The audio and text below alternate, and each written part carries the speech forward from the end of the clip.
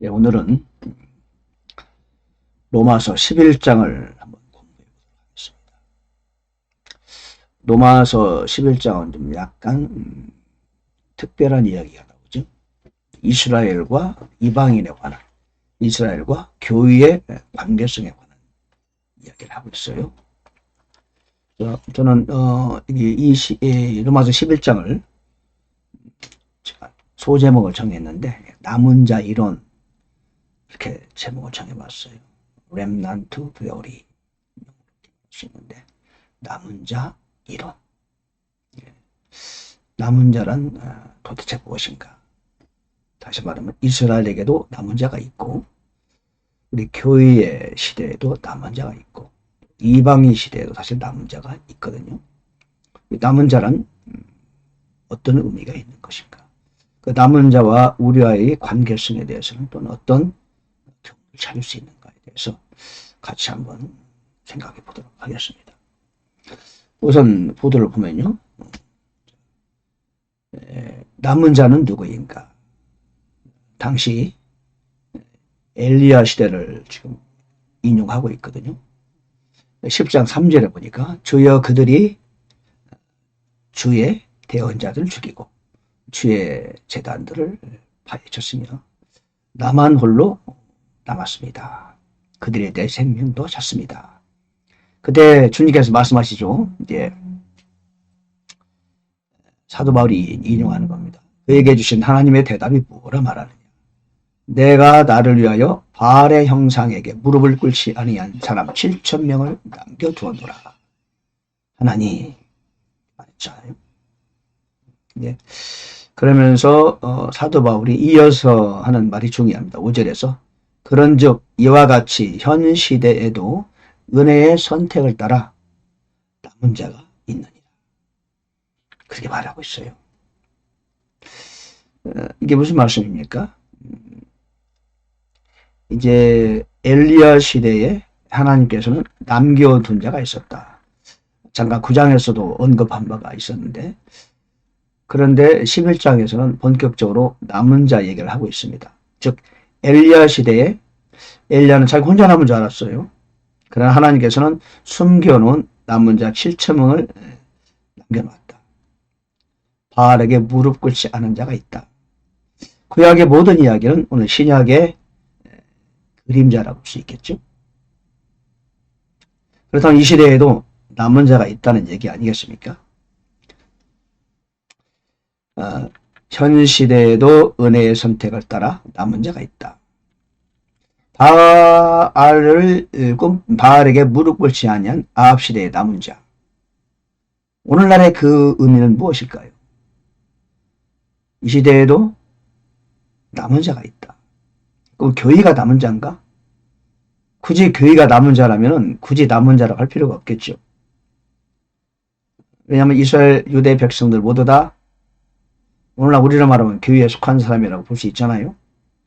그러나 그들이 다 바알에게 무릎을 꿇었어요. 엘리야 혼자만 남겨놓고 그런 줄 알았는데 하나님 숨겨놓은 사람이 있었다. 오늘 캐톨릭 시대에도 교회가 다 타락했죠. 그러나 루터를 이시로 한 소수의 무리들이 무릎 꿇지 않은 자가 있었다.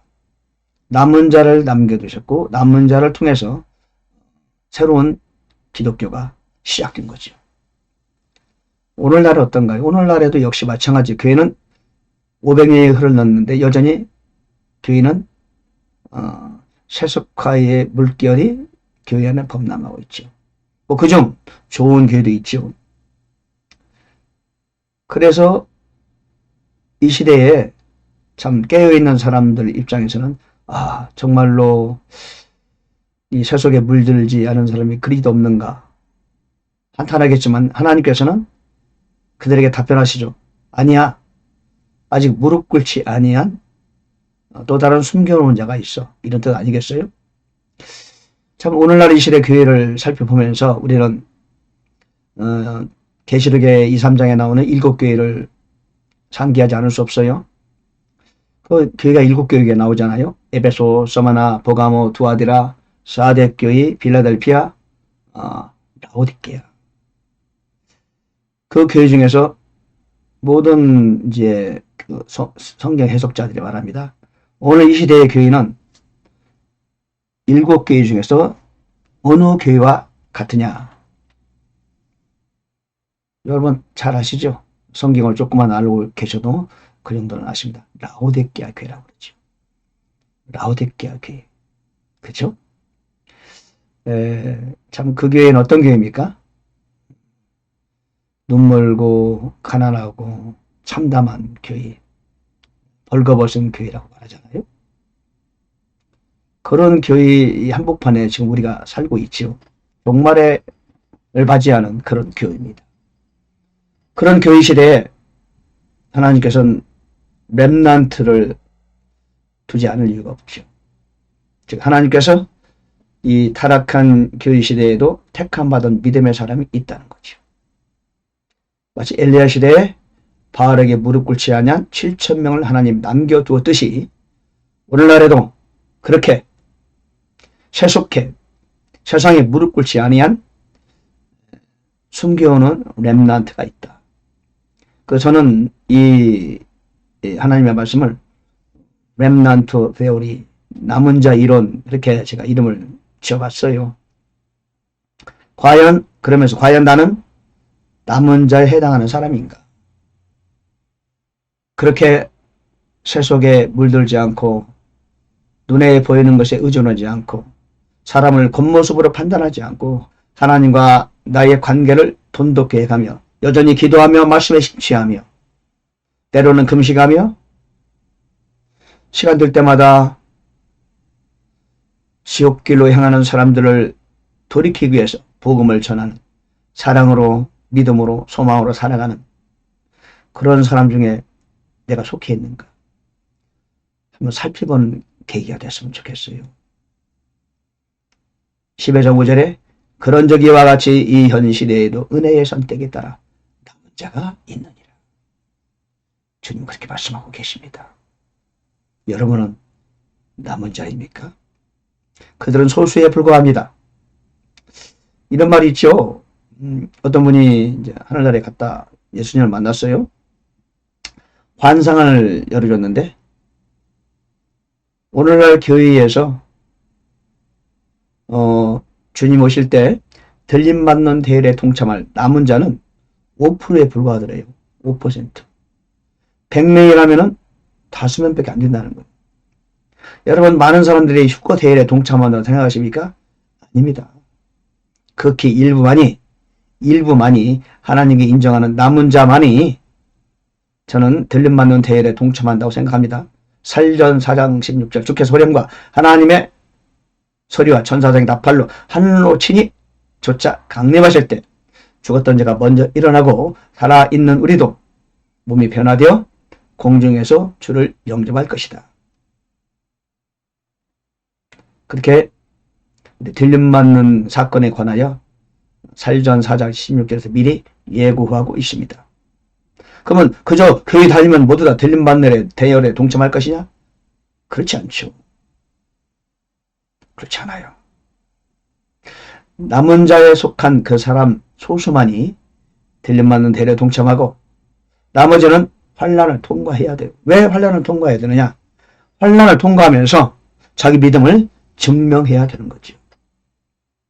왜? 평소에 자기 믿음을 하나님 앞에 증명하지 못했기 때문에 살아있는 희생물로 하나님을 선하시고 기뻐하시고 온전한 신도들 내 삶을 통하여 입증하지 못했던 그런 사람들은 환난 시대를 통과하면서 하나님 앞에 자기 믿음을 보여야 돼요. 그리고 오케이 하나님께 합격을 받으면 그때 환난 후에 또 휴거가 있어요. 대부분의 순교자가 휴거되고요. 남은 자도 일부 휴거되겠죠. 그래서 여러분 종말론에 이제 공부하면 아시겠지만 계시록에서 보면은요 휴거가 2번 있습니다. 환난 전에 휴거가 있고요. 환난 끝 무렵에 또 한 번의 휴거가 있습니다.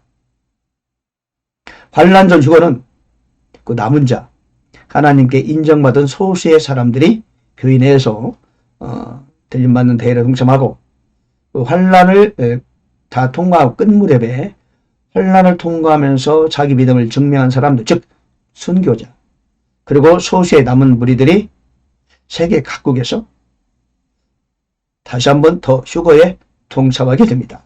그래서 많은 종말론 학자들이 휴거가 앞부분도 있는 것 같고 뒷부분도 있는 것 같고 성경을 자세히 연구해 보면은 그러다 환란 후 휴거설이 맞다. 어떤 사람은 환란 전 휴거설이 맞다. 그렇게 주장하죠. 그러나 사실은 휴거는 두 번 있습니다. 환란 전 휴거가 있고요. 환란 후 휴거가 있습니다. 대부분의 이제 성경에 나타난 휴거는 환란 전 휴거를 가리키고 있죠. 자, 11장에는 좀 이게 약간 어려운 구절도 있어요. 올리브나무에 관한 비유가 나옵니다. 이어서 참 올리브나무 그리고 야생 올리브나무가 나오죠. 여기서 참 올리브나무는 이스라엘을 가리키죠. 그리고 그들 입장에서 볼 때 우리는 야생 올리브나무라고 보아집니다. 접붙임을 받게 되었죠. 그러면서 말하기를 25절에서 이방인들의 충만함이 이룰 때까지 일부가 눈머는 일이 이스라엘에게 생긴다는 것이라. 성경에 미리 예고하고 있었습니다. 2000년 전에. 그러니까 교회가 시대가 가득 찰 때까지, 교회 시대가 끝날 때까지 이스라엘은 일부가 눈을 머는 일이 발생하고 그들은 예수 그리스도를 알아보지 못한다는 거죠.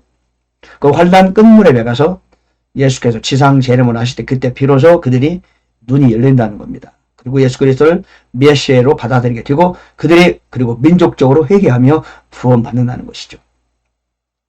그러면서 26절에 나옵니다. 11장 26절. 약간 어려운 구절입니다. 난제에 속하는데요. 그리하여 온 이스라엘이 구원을 받으리라. 이것은 기록된 바 시온에서 구출자가 나와 야곱에게서 경건치 아니한 것을 돌이키리니 내가 그들의 죄를 제거할 때에 이것이 그들을 향한 내 언약이니라 함과 같으니라.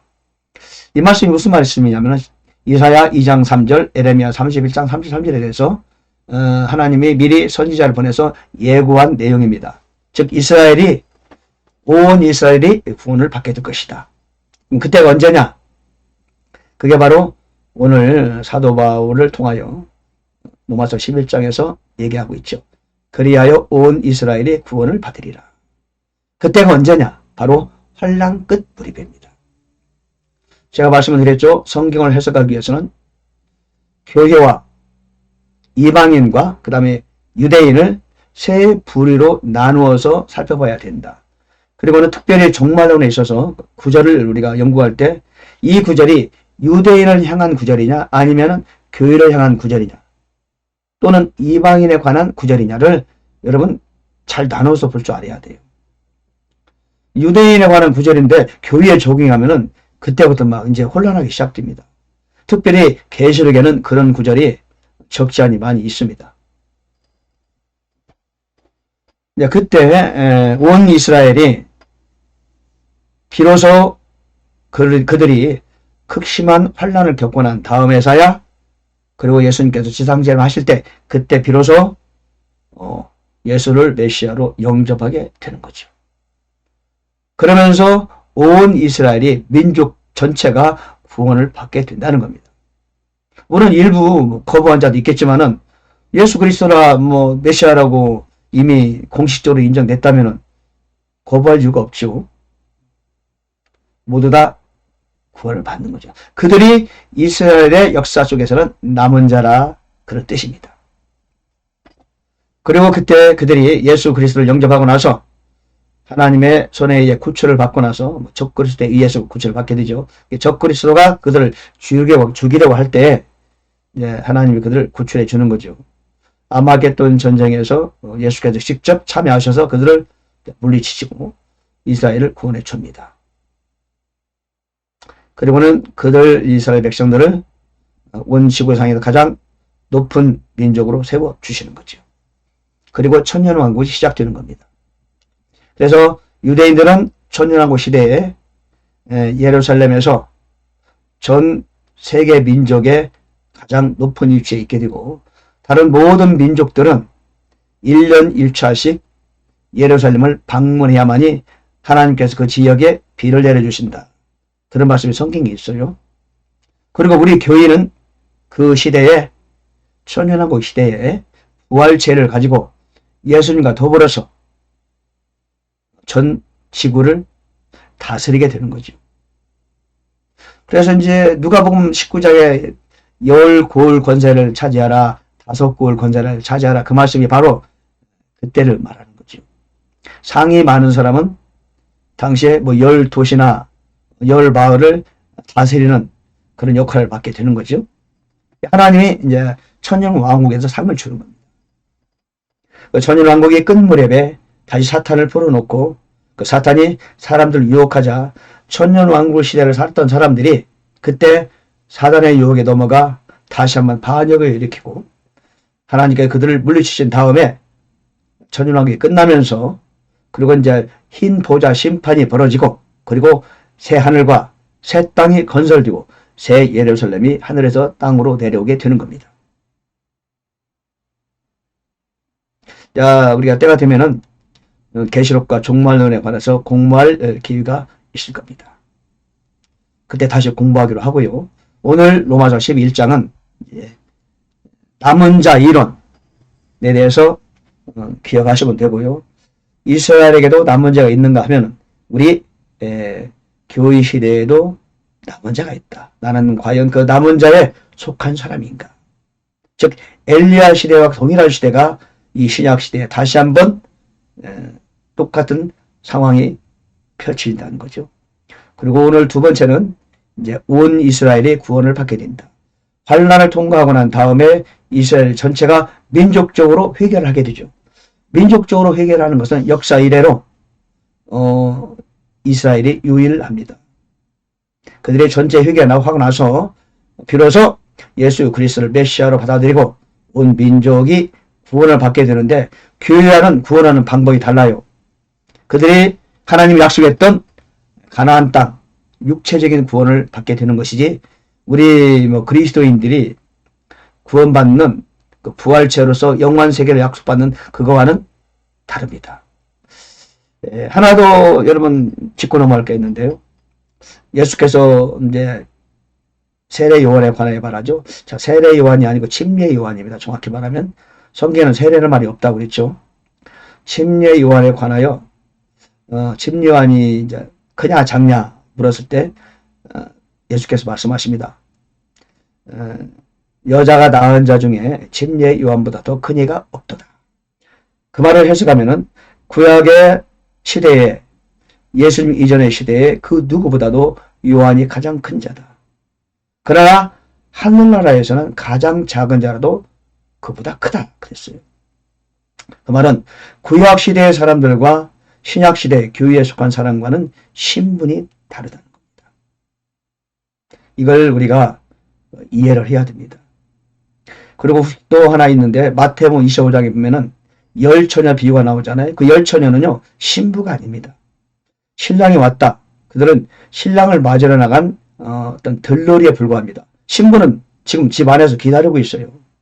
그러면 열처녀는 누구냐? 그들은 유대인들을 말합니다. 우리는 뭡니까? 우리는 신부예요. 왜 신부가 나와서 등불을 밝혀서 신랑을 기다립니까? 그건 성경을 잘못 해석하는 겁니다. 많은 주석들이 잘못 해석하는 거죠. 그죠? 그리고 그 신부는 하나죠. 교회는 하나예요. 들러리는 여러 명이 줄 수 있죠. 그리고 들러리가 문을 못 들어오는 거지 신부가 왜 문을 못 들어갑니까? 밖에서 문을 열어주세요. 사정해서 문 열어주죠. 그거는 신부인 교회를 말하는 게 아니에요.